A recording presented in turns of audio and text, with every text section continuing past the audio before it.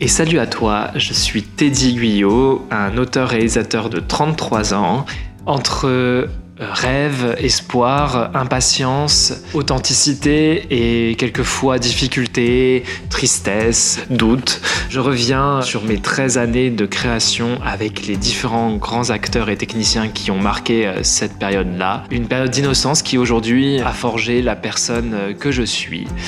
Donc je suis ravi de partager ça avec toi et je te laisse entrer dans le journal intime d'un artiste borné.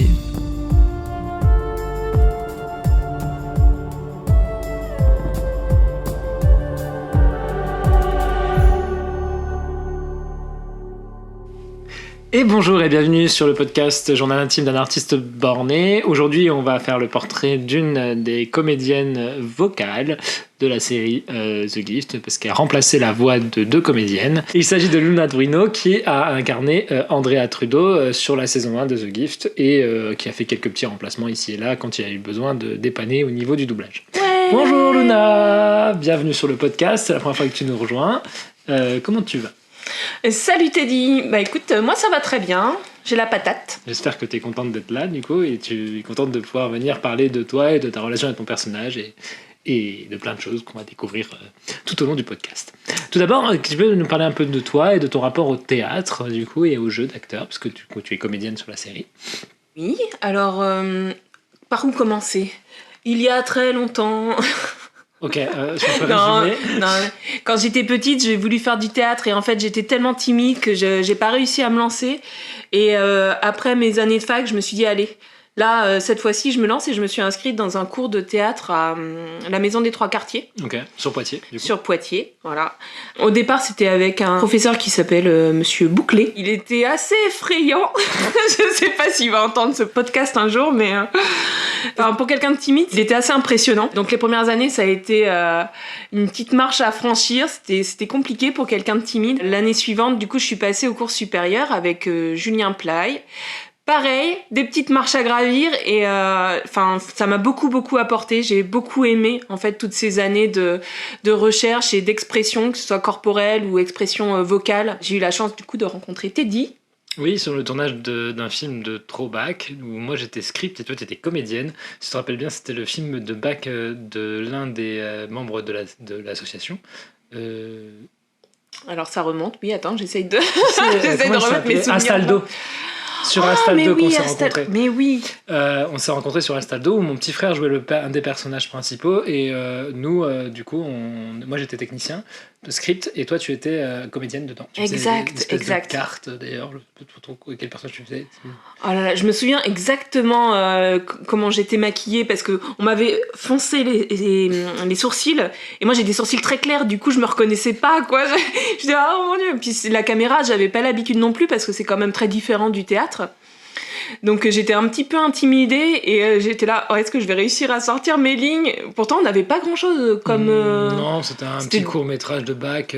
Ouais, il y avait quoi, 2-3 lignes, enfin il y avait vraiment pas grand chose, mais c'était déjà assez impressionnant. Je crois que c'était un peu la première fois que j'étais devant la caméra au final. Non, ça s'est pas trop vu, c'était bien. Donc ouais, c'était une très chouette expérience. Oui, puis après on a joué ensemble sur un petit court-métrage. On a joué les parents d'une petite fille qui était terrifiée par un monstre sous le lit. Voilà. En 2017, j'ai proposé à Luna de venir sur les tournages de The Gift quand on a refait des tournages en tant que technicienne à la base. T'étais technicienne. Ouais, technicienne, je faisais régie aussi. Ouais. Sur les châteaux et tout ça. Et puis j'étais un peu multitâche, s'il y avait besoin, j'étais là quoi. Tu tenais les rideaux quand il y avait des scènes. Voilà, exactement. Par exemple, l'histoire des rideaux. Alors, l'histoire des rideaux, pour expliquer le contexte, nous on connaît le contexte mais les autres ne le connaissent pas. Enfin, on a tourné dans un endroit au Bois de Saint-Pierre qui est un petit manoir, dans une salle, le hall des premiers qui est présent dans la saison 1. Et en fait, dans ce hall, on l'a nettoyé entièrement, l'a vidé entièrement, mais il y avait un miroir énorme de mémoire qui reflétait toute l'équipe technique. Enfin, c'était une catastrophe, donc il a fallu tenir un rideau noir à chaque scène, à chaque plan qu'on voyait. Et c'est Luna qui s'y est collée courageusement derrière. Le rôle du rideau, un très grand rôle. Ouais, voilà. Là, finalement, tu étais déjà une comédienne finalement dans le projet. Et donc, ce qui nous amène au doublage en 2017. J'ai décidé de redoubler entièrement la saison 1 pour pouvoir incorporer les éléments que j'avais ajoutés plus tard. Et il est venu la question du personnage d'Andrea Trudeau, qui qui étaient jouées par 2 comédiennes différentes dans la saison 1. Je ne pouvais pas rappeler ni l'une ni l'autre parce qu'elles n'avaient pas assez de présence. Marjolaine était partie assez loin et puis Soline n'était pas intéressée. Donc je les ai prévenues et elles ont été remplacées toutes les deux par donc ta voix qui lie les 2 altérations physiques. Donc tu joues 2 personnages différents. Enfin, c'est le même personnage, mais juste 2 versions actrices, différentes. Oui. Je me souviens quand je suis arrivée, vous aviez fait toute une installation pour essayer d'avoir le son, tu sais. Ouais, un studio de fortune. Studio de fortune, ouais, ça faisait un peu cabane, comme quand on est petit. Et c'est moi qui tenais le rideau à cet endroit-là. Ouais. C'est bien, on avait changé nos... C'était excellent, mais c'était aussi assez intimidant. Et c'est assez intensif aussi, en vrai. Hyper intensif, Parce que toi, t'as fait pas mal de scènes, en fait, et du coup, t'as dû faire toute ta saison 1, comme tout le monde, et Andrea apparaît comme un petit peu, elle apparaît pas beaucoup, mais elle apparaît comme un petit peu. Donc, c'était pas évident hein, de caler, l'air de rien, la voix, et aussi, comme l'actrice, elle parlait déjà avec un certain phrasé, t'avais les mouvements de bouche d'une certaine manière, mais d'un autre côté, on voulait le redoubler un petit peu différemment, mais il fallait quand même que ça colle. Ouais, c'était pas facile comme exercice, mais c'était vraiment très chouette. Moi, j'en ai un très très bon souvenir. Mais oui, et du coup, est-ce que tu te rappelles, parce que ça remonte, c'était qu'il y a 8 ans, donc qu'est-ce que tu te rappelles de ton personnage d'Andrea? Parce que c'était il y a 8 ans. Oui, allez, vas-y, prends un grand coup de vieux, belle. Allez, c'est gratuit. Qu'est-ce que je me rappelle du personnage en tant que tel? Je me souviens des petites scènes. Tu sais, quand elle est à la porte, qu'elle frappe avec sa petite voix. Tu veux dire que c'était coupé d'ailleurs. Ouais, c'est vrai. Mais je me souviens en fait des petits moments. Mais le personnage en tant que tel, je dois t'avouer que il est très lointain.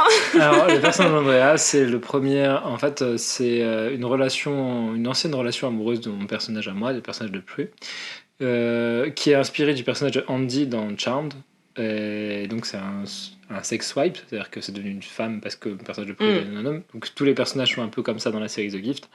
Et à la base, elle devait être donc la situation amoureuse de mon personnage. Il y avait 2-3 épisodes où ça se développait ça, mais c'était pas très crédible et pas terrible. Et donc dernière version qui est finalement la définitive, ce sont des scènes coupées. C'est pour ça que je te dis que les scènes ont été coupées. Donc c'est une flic qui revient dans la vie de Prue au premier épisode parce que son frère a eu un petit accident avec une voiture et elle est là pour enquêter sur le truc. Donc c'est une flic qui est pas très bien vue, mais qui va commencer à enquêter sur les Dupontel parce qu'elle trouve qu'il y a des trucs qui sont bizarres avec eux, notamment à partir de l'épisode 3 de la saison 1. Puis au final, elle est agressée par Barbas en fin d'épisode 4 et elle devient l'antagoniste principale dans les derniers épisodes puisqu'elle elle est possédée par Barbas qui est la peur.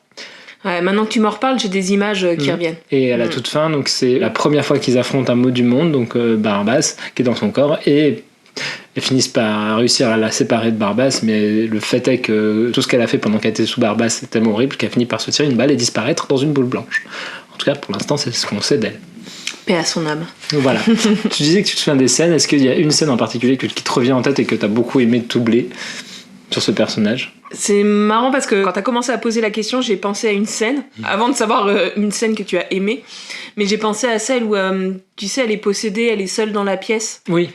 Et elle évoque tout le mythe des mots du monde, des choses comme ça. Ouais, et puis il y avait des sons aussi, peut-être des cris, je sais plus exactement, mais je sais pas pourquoi, mais j'ai tout de suite pensé à cette scène-là. Je l'ai trouvée très... il y avait de l'émotion dedans, une espèce d'intensité aussi. Ouais, c'est celle où il y a le plus de jeux en finale. Alors, en plus, ouais. C'était William qui avait écrit cette scène à la base, que j'ai complètement réécrite pour qu'elle soit adapte au mythe de Pandore. Effectivement, oui, c'est vrai et puis elle est très longue. Il y a plusieurs morceaux, elle est en plusieurs morceaux cette scène et elle est très très longue. C'est peut-être pour ça qu'elle m'a marqué. Ouais. Oui, t'as passé on a dû passer beaucoup de temps dessus. Oui, t'as passé beaucoup de temps sur cette scène.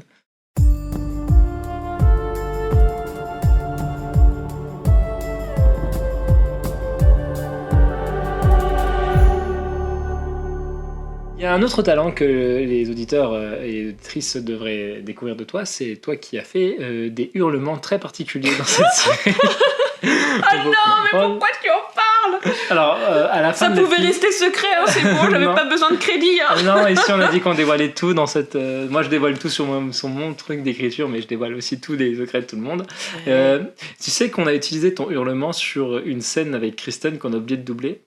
à la fin de l'épisode 7 pour l'éternité, il y a une petite vignette dans lesquelles 3 personnages frappent à la porte et t'as Phoebe qui ouvre et qui a un paquet de brioche, pour taper sur les gens, il se met à hurler, et en fait tout le monde se met à hurler au fur et à mesure, et donc Kristen n'a pas doublé son hurlement, et donc on a réutilisé ce hurlement mythique que tu nous as fait dans les bois, on l'a réutilisé dans cette scène. Dans les bois avec Sullivan. Oui, parce qu'il faut savoir que quand même tu apparais dans la série, tu apparais dans une scène qui t'a valu une cascade et un petit doigt de pied cassé.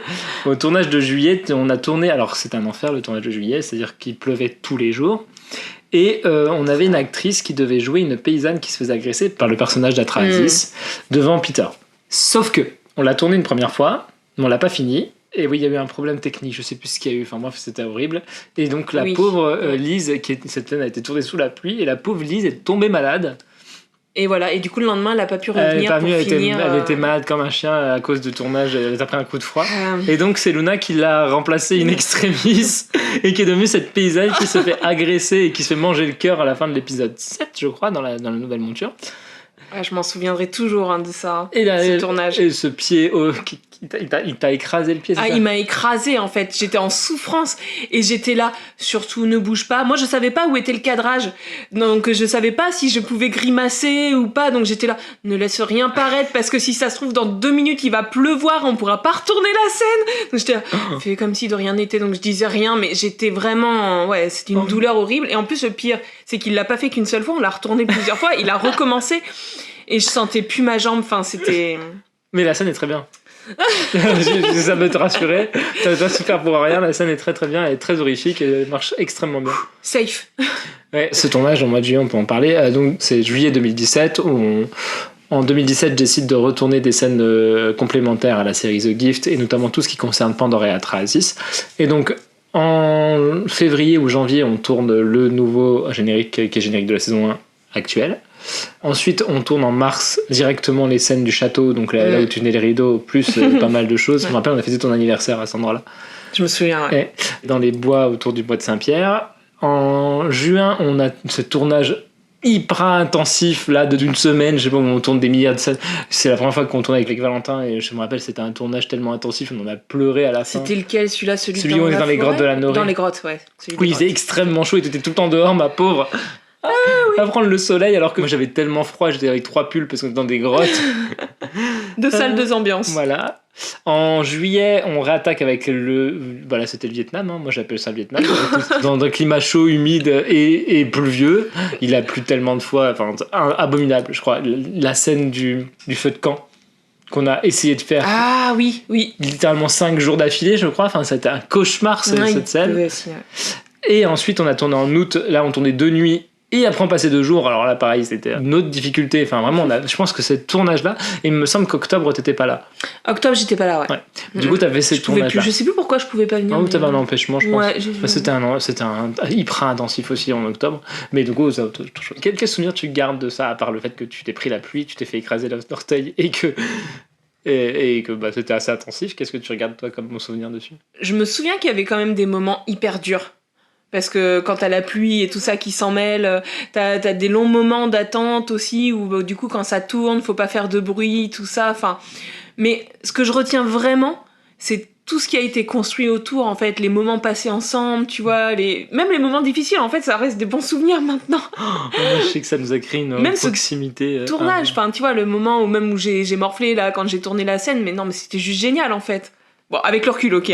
Si j'avais perdu une jambe, peut-être que je le verrais pas. Mais c'était super parce que malgré tout, avec toutes les difficultés, on est passé au-dessus tous ensemble, tu vois, en travaillant ensemble, ça, on a avancé et au final, le projet a vu le jour, quoi. Oui, toujours la difficulté quand c'est des choses amateurs et surtout le temps que j'ai mis à le monter aussi. Et par l'artiste borné, c'est que j'ai voulu vraiment beaucoup modifier. Mais du coup, on a quand même fini par le sortir, ce projet, attardivement, mais on l'a sorti. Peut-être que Luna sera de retour pour analyser des épisodes avec moi. Et au final, donc le but de ce podcast, c'est vraiment de redécouvrir les épisodes avec du recul et surtout avec les personnes qui ont participé et surtout se remémorer des bons moments. Et puis moi, donner des anecdotes comme le fameux tournage de juillet qui a été abominable. Moi, je me rappelle surtout d'un moment donné où on a arrêté de tourner et finalement on s'est retrouvés à McDo tous ensemble. Je trouve que c'est un des meilleurs souvenirs, mais en même temps c'était horrible parce qu'on n'avait pas tourné ce qu'on avait à tourner. On était trempés. Oh putain. Mais l'enfer sur terre ce tournage. Hein. Ouais, j'avoue qu'on a difficilement fait pire. Ouais. Mais en même temps, c'est beaucoup amusé. Ben voilà, ça fait des super souvenirs.